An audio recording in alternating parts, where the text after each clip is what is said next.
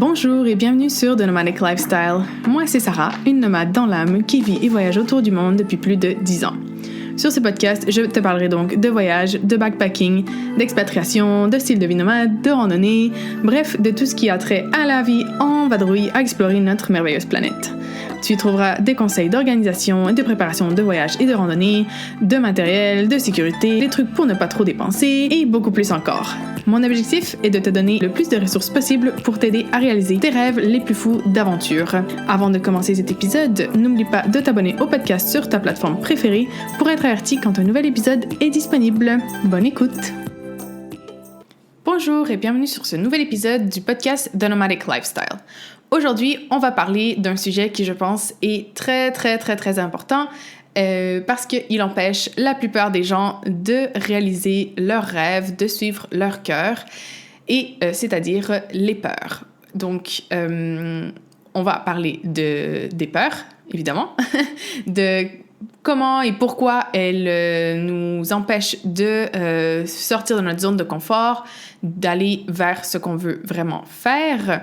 Et bien sûr, je vais te donner ensuite des conseils pour sortir de cette peur, de ces peurs, pour sortir de ta zone de confort et on l'espère que tu puisses ensuite aller réaliser tes rêves les plus fous. Que ce soit, c'est sûr qu'ici, je vais me concentrer sur les voyages, la randonnée, l'expatriation, qui sont comme les sujets que j'aborde ici. Mais c'est une méthode qui fonctionne pour toutes les peurs en général. Donc, si après, tu as d'autres peurs dans le reste de ta vie qui t'empêchent de faire autre chose, j'espère que les conseils ici vont aussi t'aider là-dessus. Mais disons que le focus, bien sûr, pour moi, c'est de t'encourager à affronter tes peurs, à les vaincre pour ensuite aller faire ce que tu veux faire le voyage de tes rêves, le voyage en solo, la randonnée que tu veux faire, partir bivouaquer toute seule, bref, toutes les choses que tu aimerais faire, mais que là, pour l'instant, la peur t'empêche peut-être de faire. Donc, déjà, on va commencer par le fait que tout le monde a des peurs, hein? C'est normal. Moi-même, j'ai des peurs. Moi-même, il y a des fois où j'ai des peurs qui viennent...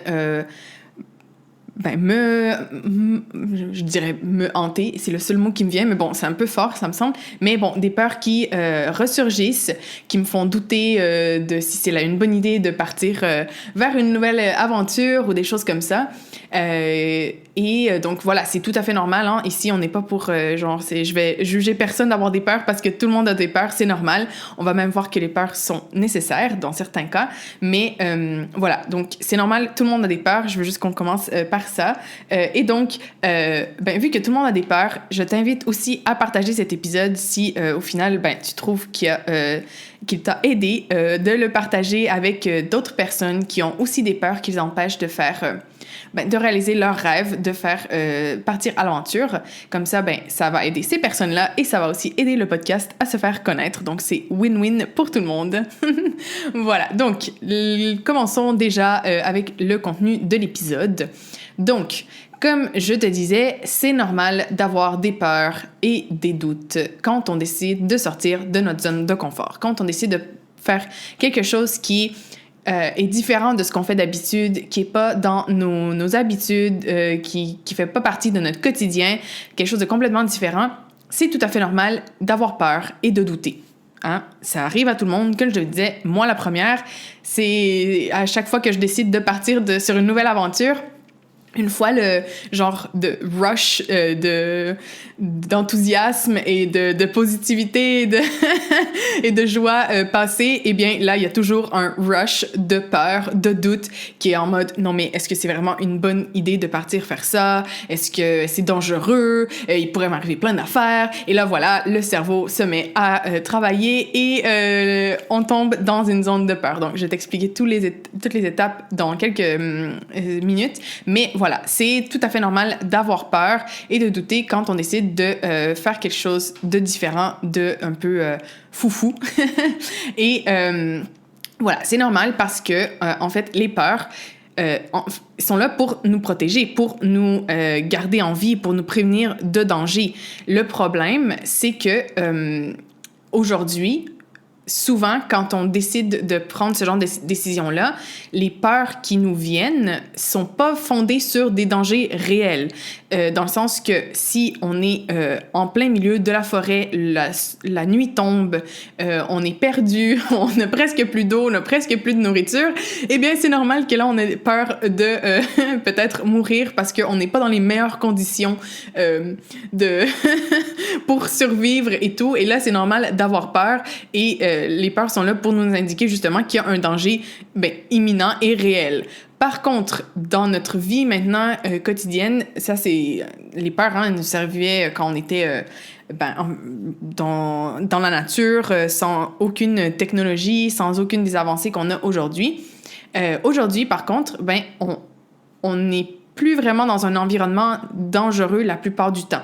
Donc, nos peurs, elles sont généralement infondées. Ce sont des peurs de projection. On se projette à penser à tout ce qui pourrait arriver, de potentiel qui pourrait arriver, mais sans avoir aucune preuve que ces dangers-là sont réels. Et donc, on s'empêche de faire des choses par rapport à des situations, des événements qui ont très peu de probabilité, to be honest, pour être très honnête, qui ont très, très peu de probabilité d'arriver dans la vie réelle. Donc voilà, c'est nos peurs, quand elles sont fondées, quand c'est parce qu'il y a vraiment un vrai danger imminent, elles sont hyper utiles et il faut bien sûr les écouter. Mais par contre, quand on tombe dans des peurs irréalistes, des peurs qui sont pas pour des situations immédiates, c'est là où elles nous empêchent en fait d'avancer, de faire ce qu'on veut, de croître, et c'est là où il y a un problème et qu'il faut travailler là-dessus pour pouvoir les affronter et réaliser ce qu'on souhaite réaliser.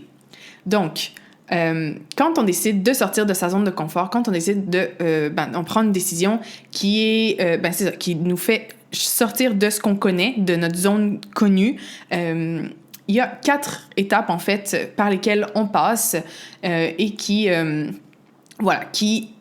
si on les passe toutes, nous amènent à la réalisation de nos rêves, de nos objectifs, à la croissance. Par contre, si on les passe pas, eh bien, on reste dans notre zone de confort et on reste dans ce qu'on connaît et on n'atteint même pas nos objectifs ou nos rêves. Donc, moi, aujourd'hui, comme je te le dis, mon objectif, c'est de te faire traverser les 4 étapes pour arriver à la réalisation de tes objectifs et de tes rêves. Donc, on a la première zone, qui est la zone de confort. Donc, c'est une zone où on se sent en sécurité, en contrôle. C'est, comme je vous disais, ce qu'on connaît. C'est notre train-train quotidien, c'est notre maison, c'est notre ville, c'est notre cercle d'amis qu'on connaît, notre travail qu'on connaît, tout ce qu'on fait quotidiennement et il n'y a pas vraiment de nouveautés. C'est sûr qu'il y a un peu des choses qui changent là, mais c'est généralement assez calme et il n'y a pas vraiment de nouveautés là-dedans. Donc ça, c'est la première zone, c'est notre zone de confort. Par contre, quand on décide de sortir de cette zone de confort, quand on prend une décision de faire quelque chose qui est en dehors de notre quotidien, de notre vie standard, eh bien là, on rentre tout de suite, bang, première zone, dans notre zone de peur. Donc ça, c'est la zone où on se laisse influencer par l'opinion des autres, par exemple, les autres ont aussi leur propre peur. En fait, généralement, les gens, même quand vous parlez de vos projets d'aventure ou n'importe quel projet, de partir une business, de changer de travail ou je sais pas quoi, les gens, quand vous en parlez, c'est généralement vont projeter leur propre peur sur vous. Donc, et là, quand vous êtes vous-même dans la zone de peur, c'est très, très facile de se laisser influencer par l'opinion des autres. Donc, quand vous êtes dans cette zone-là, c'est peut-être pas le meilleur moment pour parler de vos projets aux autres, pour éviter de vous laisser influencer par leur propre peur. déjà un petit truc. Et aussi dans la zone de peur, c'est une zone où on se trouve des excuses pour ne pas faire le saut dans le vide qu'on désire faire. Hein? Donc là, si on est là à se trouver des excuses, genre « Ah non, mais là, c'est pas le bon moment parce que c'est l'été arrive, on part en vacances. » Ou « Non, là, c'est pas le bon moment parce que mon partenaire ou ma partenaire change de travail. » Ou bref, hein, on peut s'inventer plein d'excuses. Je pense que vous pouvez tous imaginer déjà des excuses que vous trouvez pour éviter de faire les choses dont vous avez envie. Hein? Généralement, on est assez conscient. Il y a souvent les mêmes qui reviennent. Et voilà. Donc, ça, c'est un excellent indice que vous êtes dans la zone de peur. C'est quand vous commencez à trouver des excuses pour ne pas faire ce que vous voulez faire. Aussi, on est beaucoup dans le manque de confiance en soi quand on est dans la zone de peur. Donc, on doute beaucoup de ses capacités. Est-ce que je vais être capable de le faire? Non, mais c'est trop difficile. J'arriverai jamais à faire ça. Ça m'est jamais arrivé de faire quelque chose d'aussi gros. Bref, là encore, hein, on est maître dans l'art de se rabaisser et de ne pas reconnaître ses propres forces et ses propres compétences. Donc voilà, là encore, hein, quand vous vous rendez compte que vous tombez là-dedans, c'est que vous êtes dans la zone de peur. Et il faut... l'important quand on est dans la zone de peur, c'est de résister. C'est de passer au travers coûte que coûte. C'est une période inconfortable. On se sent généralement un peu down, un peu négatif parce que, on est en train de ressasser tous nos doutes, nos peurs, notre manque de confiance, etc. Donc, c'est vraiment une période difficile, hein, mais vraiment, je vous encourage de tout mon cœur. Il faut vraiment résister parce que une fois qu'on réussit à passer la zone de la peur, déjà, on rentre dans une zone un peu plus positive, hein, un peu moins dans les émotions négatives, donc qui est dans la zone d'apprentissage. C'est là où on affronte les problèmes, les challenges, où on prend une attitude un peu plus... de battant, hein? Et on se dit, il y a pour réussir à faire tel projet, telle aventure, il faut il y a X problèmes, il y a ces challenges-là, mais je suis capable de le faire et je vais y arriver, hein? OK, peut-être qu'il manque des compétences, c'est pas grave, je vais les développer, je vais m'informer, je vais me former, tout ce qui est nécessaire pour réussir à atteindre son objectif.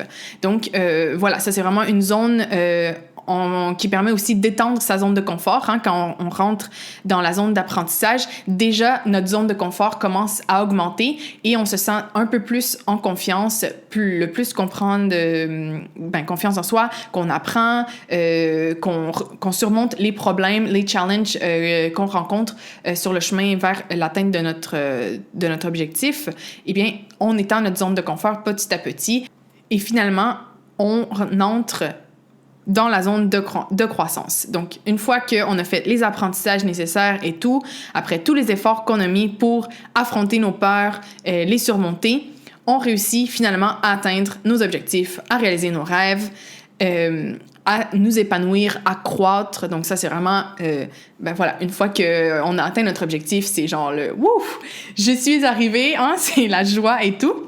Par contre, une fois qu'on arrive dans la zone de croissance, eh bien, c'est déjà le moment de refaire tout le processus et de repasser de nouveau au travers de toutes les 4 zones pour se fixer de nouveaux objectifs et les réaliser. Donc, voilà, c'est un peu un processus, hein, c'est pas une chose qu'on fait une seule fois dans notre vie, c'est un processus au travers duquel on repasse constamment.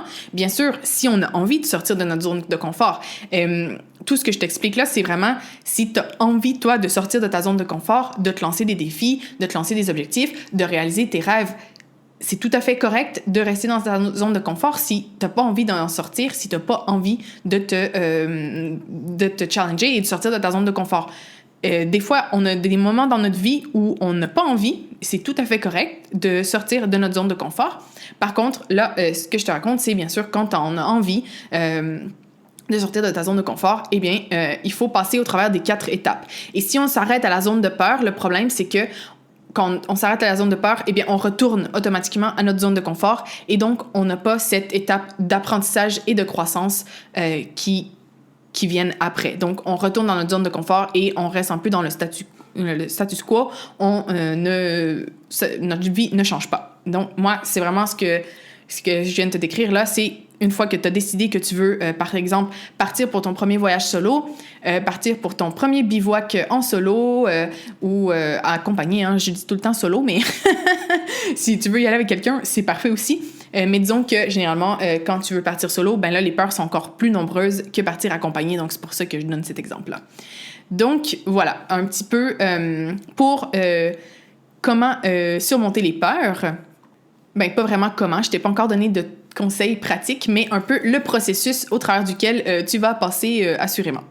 Donc, avant de passer aux trucs pratiques pour t'aider à vaincre tes peurs, à la surmonter, je voulais juste te parler un peu des peurs les plus communes associées au voyage. Donc, comme ça, pour t'aider un peu à les identifier si elles surviennent, mais c'est plus facile, c'est toujours plus facile de travailler sur ces peurs quand on sait les identifier. Donc, voilà une liste absolument non exhaustive des peurs les plus communes associées au voyage. Hein. Il y en a probablement beaucoup plus, mais voici quelques-unes que moi-même, soit j'ai ou que j'ai... je vous avais aussi demandé sur Instagram de m'envoyer certaines de vos peurs et donc vous avez été plusieurs à me répondre. Donc voilà, c'est un peu un mix de mon expérience personnelle, de vos réponses à vous, de ce que j'ai noté d'autres personnes en voyage, etc. Donc, déjà, bien sûr, quand on part sur son premier voyage, pour son premier voyage, la peur de partir pour son premier voyage et de pas savoir du tout à quoi s'attendre, voilà, le mot que je cherchais. Si on part seul, le fait de partir seul, hein, comme je disais tantôt, c'est...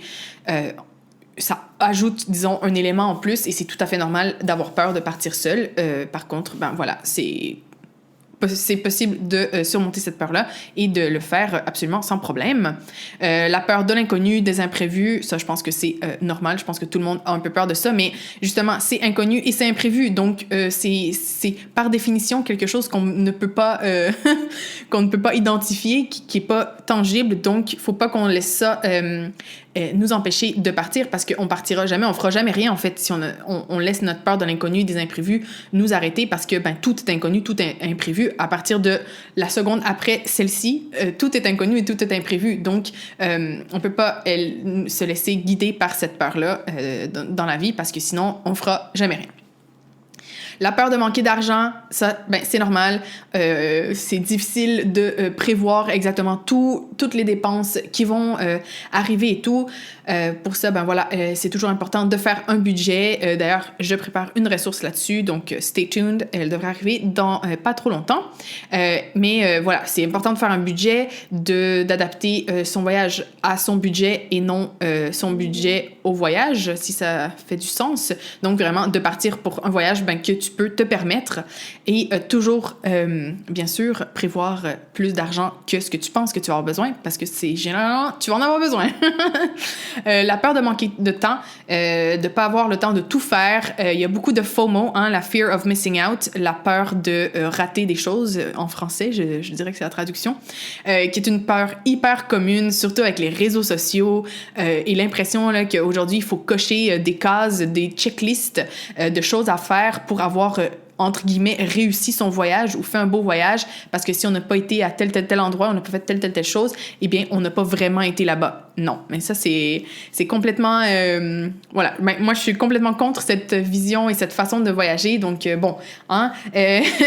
sera un autre sujet d'épisode, mais voilà, je pense que pour contrer la FOMO, il faut juste se dire et accepter qu'il y aura toujours des choses qu'on n'a pas vues.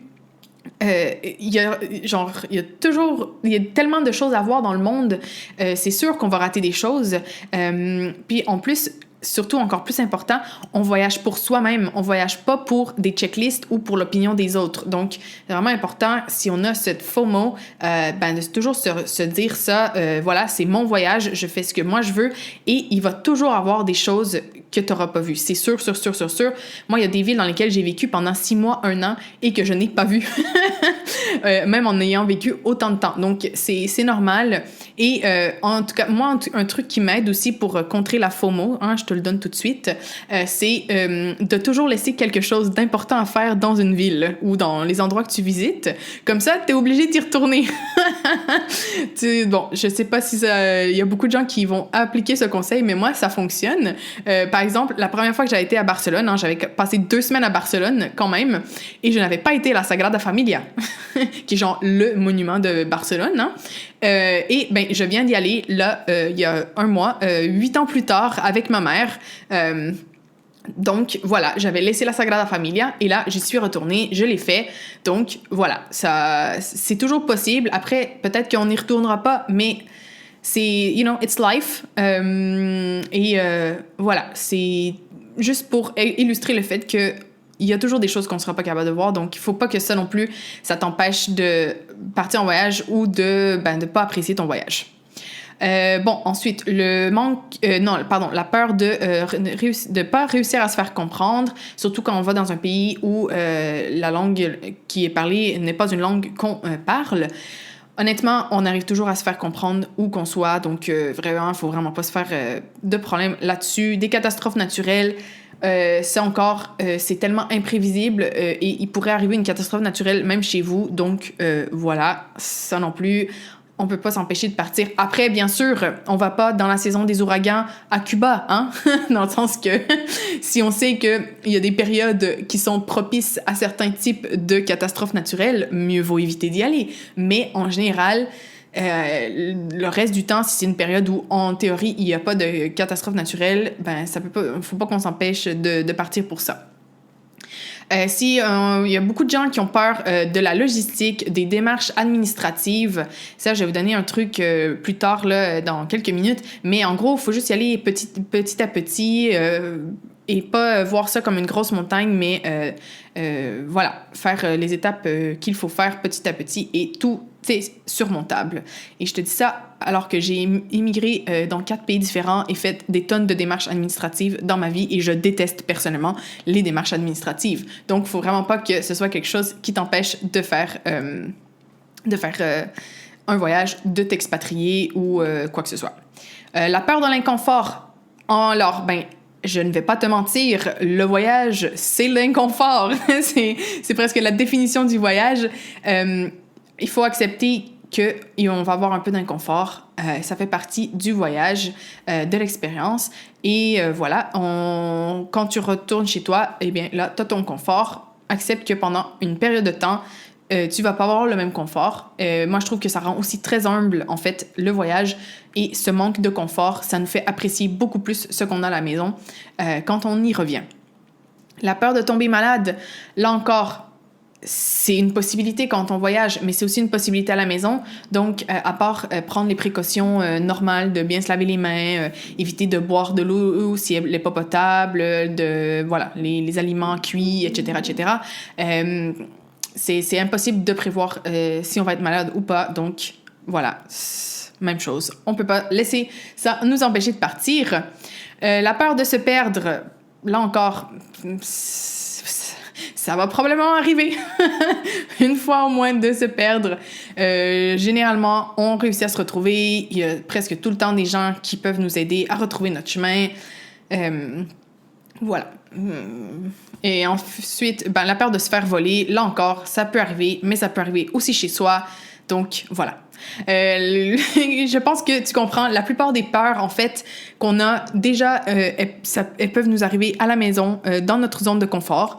Donc, voilà. Et sinon, ce sont des probabilités tellement minces que que ces peurs-là s'avèrent que les laisser, genre, vous empêcher de partir, de réaliser vos rêves, c'est vraiment, ça vaut pas la peine. Donc, après, je dis ça, puis à tête froide et tout, mais voilà, c'est normal d'avoir peur. Il faut juste pas les laisser vous empêcher de faire ce que vous voulez faire. Moi, par exemple, là, je pars dans un mois au Sénégal. J'ai des peurs, j'en ai parlé sur Instagram d'ailleurs. J'ai des peurs associées à ce voyage. Ça va être mon premier voyage en Afrique subsaharienne. Donc, c'est la première fois, le premier pays où je vais aller où je suis visiblement une touriste parce que j'ai réussi à me fondre relativement bien dans la masse jusqu'à date dans tous les pays où j'ai été. Donc, voilà. Mais là, ça va être la première fois où je ressors clairement du lot, hein?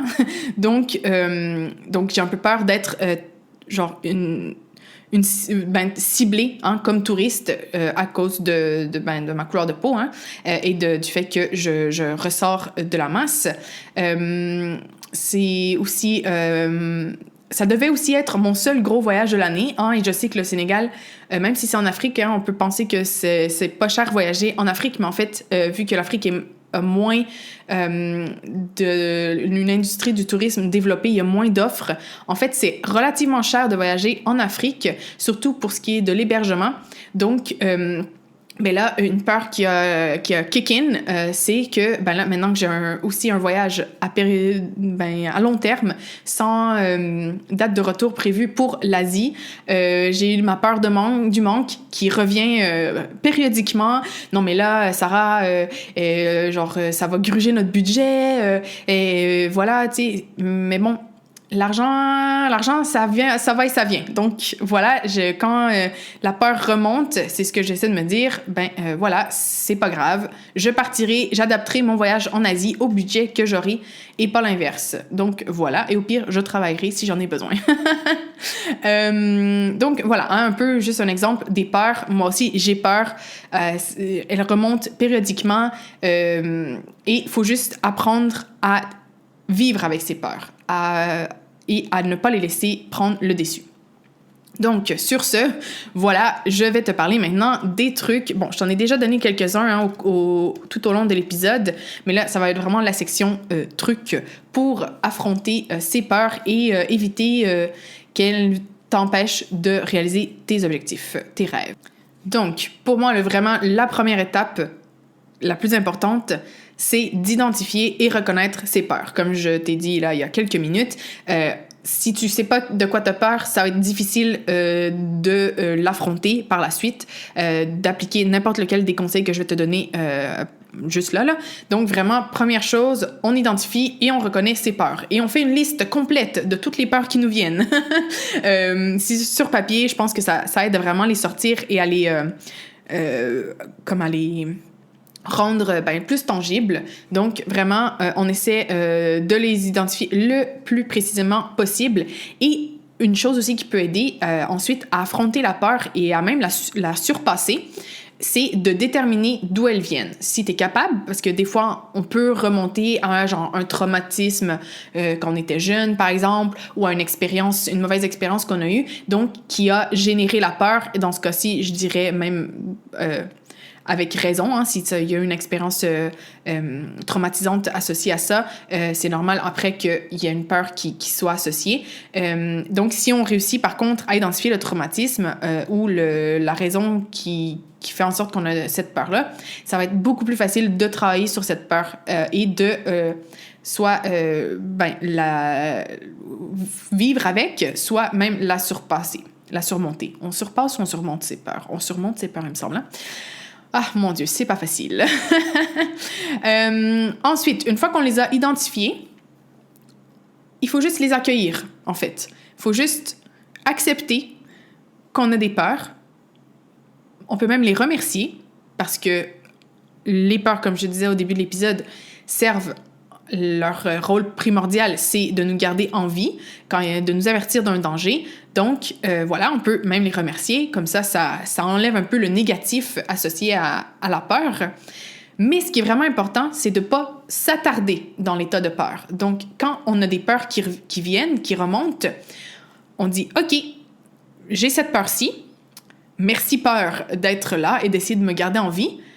Mais j'ai pas envie d'être dans cet état de peur, dans cet état négatif. Donc, on pense à autre chose, on peut méditer, on peut écrire à ce propos pour se vider la tête. Donc vraiment, mais l'important, c'est de pas rester dans cet état de négatif, de peur et tout, parce que les peurs, elles s'alimentent entre elles, puis là, on se monte, genre, en italien, il y a une expression, genre, on construit des châteaux, genre, on construit plein de... Ben voilà, une construction imaginaire, là, on s'imagine des scénarios, puis ça va de pire en pire, en pire, en pire. Donc vraiment, dès qu'on note qu'on est en train de s'attarder dans une peur, dwell en anglais, ça exprime bien. En français, s'attarder dans une peur, c'est un peu bizarre, mais bon, c'est pas grave. Donc quand on sent qu'on est dans cet état de peur, on y met un stop, on contrôle nos pensées, on se met à penser à quelque chose de positif, et voilà, on s'attarde pas dans ses peurs. C'est vraiment hyper important, ça, parce que sinon, ça peut continuer, mais pendant vraiment des heures, voire des jours, des semaines, l'état de peur et tout. Et là, ça nous cause du stress, de l'anxiété et tout, et c'est pas bon pour personne. Donc, on les accepte et on les laisse aller.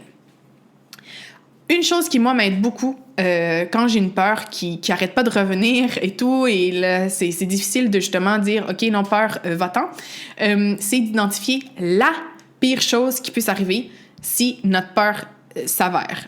Donc, généralement, il faut creuser un petit peu parce que la première réponse qui vient, c'est pas vraiment...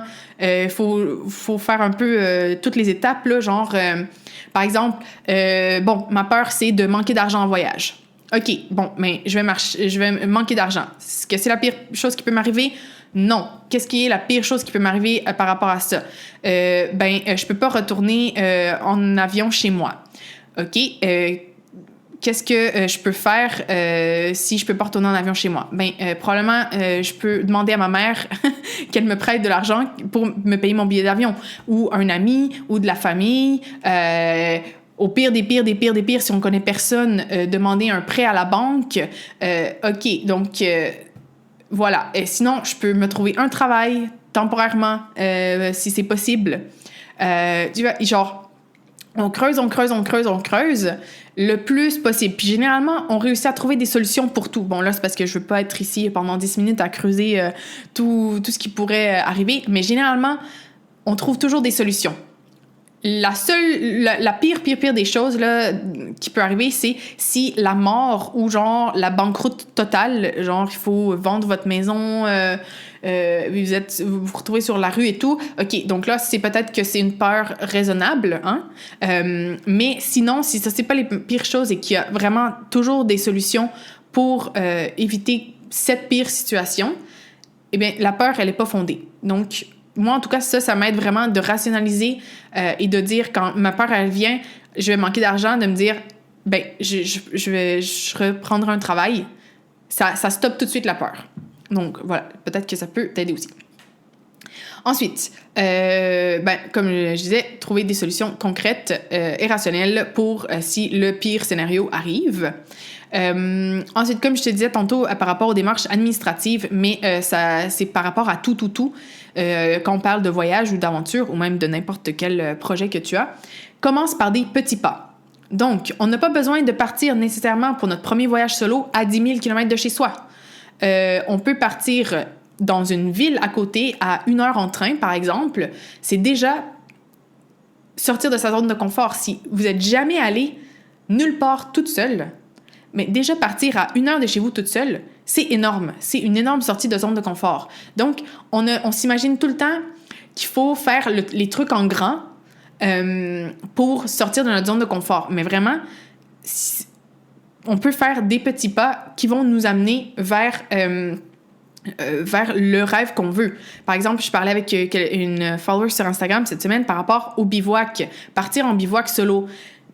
Le premier petit pas, ça peut être déjà planter sa tente dans son jardin ou sur son balcon, si on n'a pas de jardin, et passer une nuit déjà dans un endroit qui est quand même sécuritaire parce que c'est chez soi, mais c'est déjà un petit pas vers la réalisation de notre objectif. La prochaine fois, on peut aller dans la petite forêt qui est à 15 minutes de chez soi, ou voilà, Après, aller un petit peu plus loin, et un petit peu plus loin, etc. Mais donc, des petits pas. On n'est pas obligé de tout faire, tout laisser en plan et partir d'un coup. On peut faire les choses plus, de manière plus étalée, plus échelonnée. Et aussi, c'est la même chose, un grand voyage, la préparation d'un grand voyage. D'ailleurs, j'ai prévu de faire un épisode là-dessus dans les prochaines semaines parce que je suis moi-même en train de préparer là un voyage de plusieurs mois.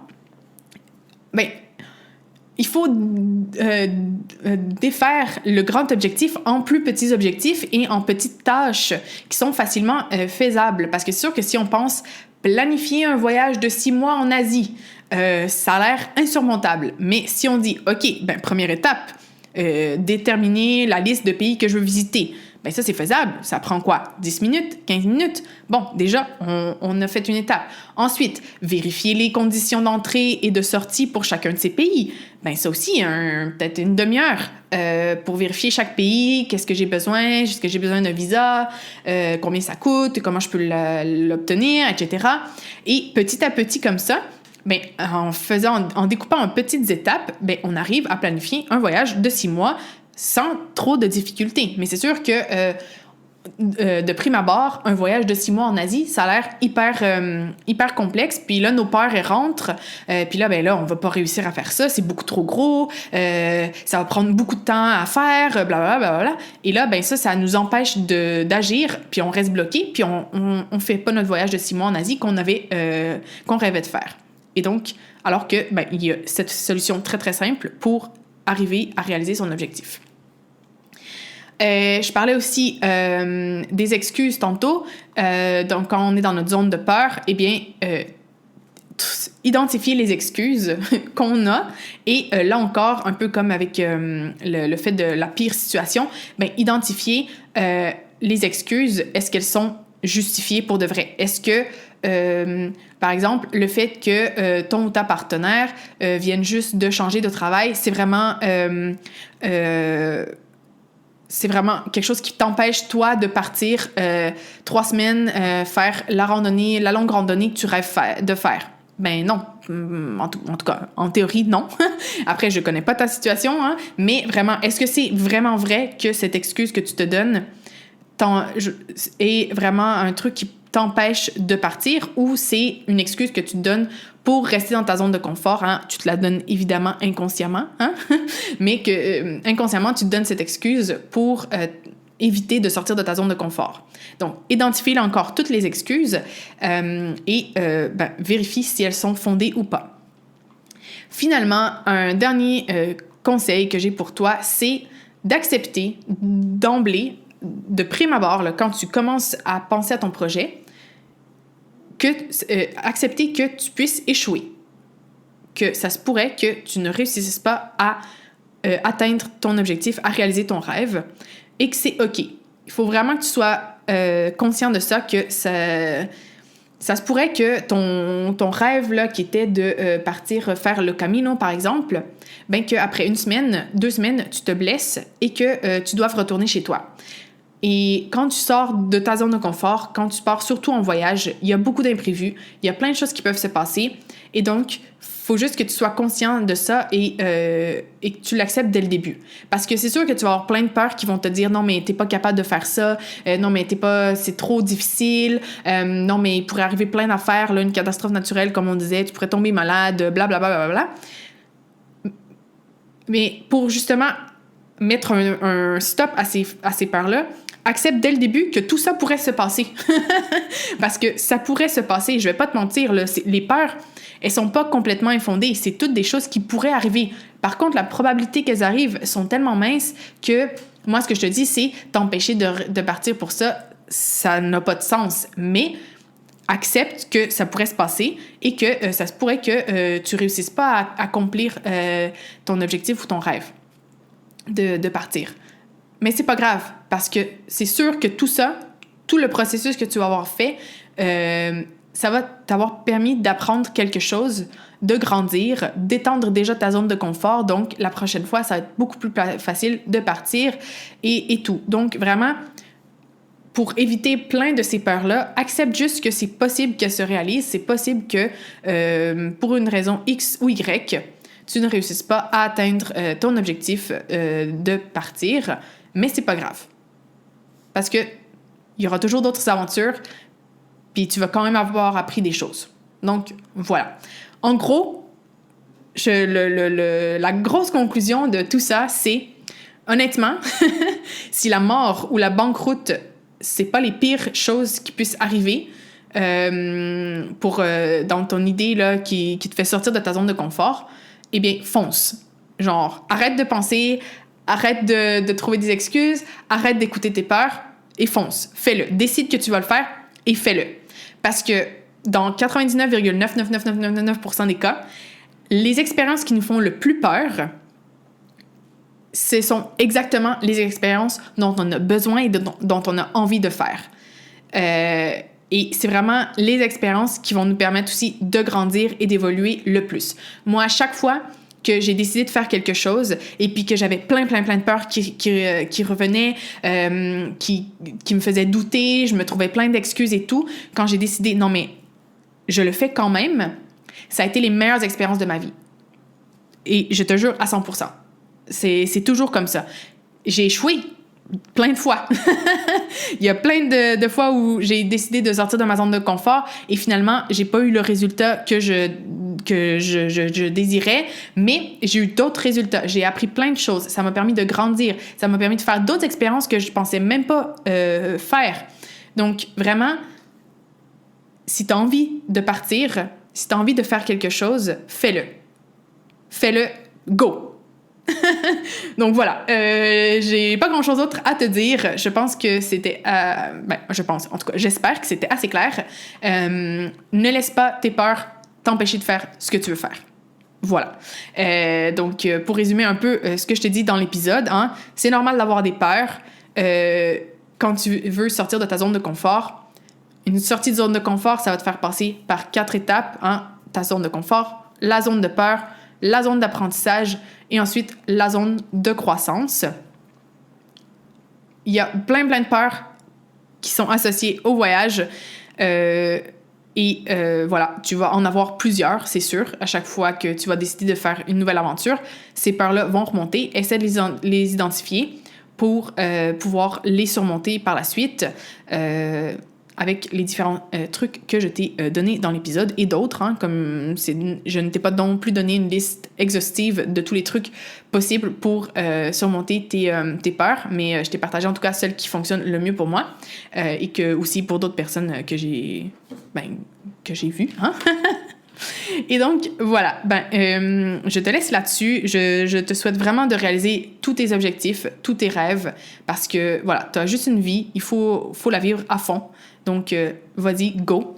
Et je voulais te laisser sur cette citation que je trouve tellement en lien avec cet épisode-là que quand je l'ai lu, j'ai dit « Non, mais ça, c'est la citation que je dois mettre à la fin de cet épisode-ci. » Donc, c'est une citation de Ralph Waldo Emerson qui dit « Le mental est la dernière partie de vous-même qu'il faut écouter. Il pense à tout ce que vous pouvez perdre. Le cœur pense à tout ce que vous pouvez donner et l'âme pense à tout ce que vous êtes. » Donc voilà, je te souhaite une excellente semaine et on se revoit dans un prochain épisode. Ciao! Merci d'avoir écouté cet épisode jusqu'à la fin. Tu trouveras toutes les ressources mentionnées dans la description de l'épisode. Et n'oublie pas de t'abonner au podcast sur ta plateforme préférée et de laisser un avis. C'est une façon simple et gratuite d'encourager le podcast. On se retrouve pour le prochain épisode et en attendant, je te souhaite de vivre de merveilleuses aventures.